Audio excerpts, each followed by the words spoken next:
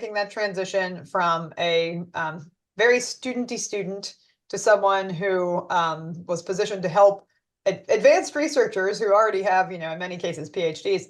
I will say at first it was very intimidating. I cannot recall the order of rotations that I had in terms of moving through the libraries, but I do remember being glad that I didn't get put in research and reference first because I wanted to kind of get my feet under me a little bit before we had someone coming and asking a very complex question.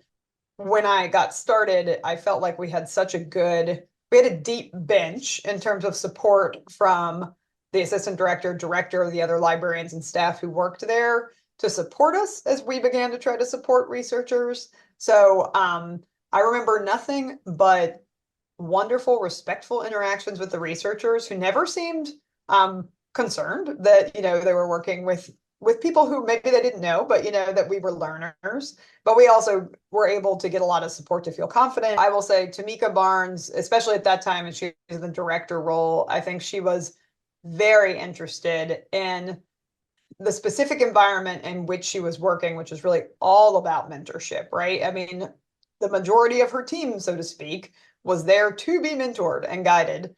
And she did that so well. The area that I think really developed my research skills more than I was expecting was interlibrary loan. Because, man, you get an interlibrary loan request that either has one tiny detail wrong or is something super obscure.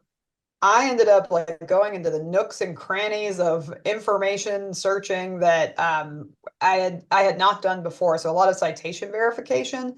And at that time, that can get very, very challenging and just takes you down all sorts of paths. So I got a lot more familiar with the information landscape in the course of doing an interlibrary loan.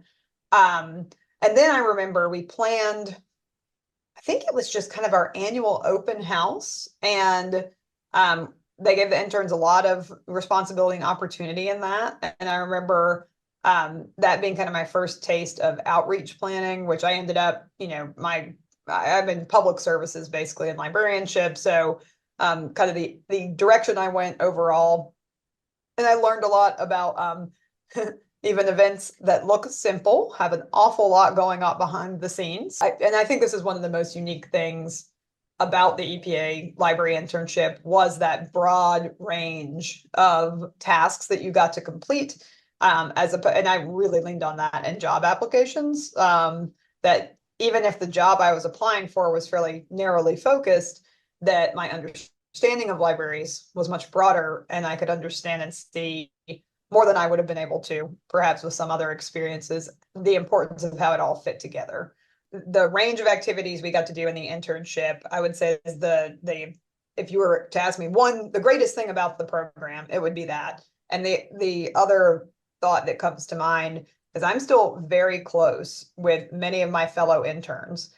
I would say at least 4 or 5 of us are still regularly in contact, and 2 of those folks are still some of my closest colleagues, the folks I go out of my way to see at conferences, and have actually worked with both of them actually right now, like actually had recent meetings with each of them about something professionally related, even though we live in different parts of the country and are doing very different kinds of work. So that network at the library, the EPA library, was great.